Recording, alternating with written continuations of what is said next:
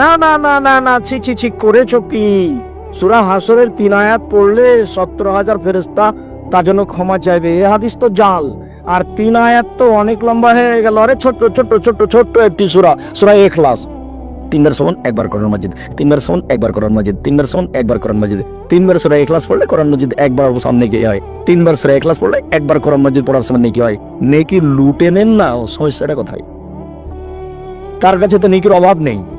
বুখারী মুসলিমের হাদিস, রাসূল সাল্লাল্লাহু আলাইহি সাল্লাম বলছেন, আদম থেকে নিয়ে কিয়ামত পর্যন্ত যত মানুষ এসেছে, যত মানুষ আছে, যত মানুষ আসবে, আর সমস্ত জিন, মানুষ আর জিন যদি একসাথে আল্লাহর কাছে নিজ নিজ প্রয়োজন চাই, একসাথে নিজ নিজ প্রয়োজন, নিজ নিজ প্রয়োজন মানে আমি বলছি বগুড়া শহরে আমার 3টা বাড়ি দাও, আমি বলছি আমার একটা ভ্যানের ব্যবস্থা করে দাও, আমি বলছি যে আমি ঢাকা শহরে একটু জমি কিনতে চাই, তাহলে এক একজনের এক একটা উদ্দেশ্য হলো।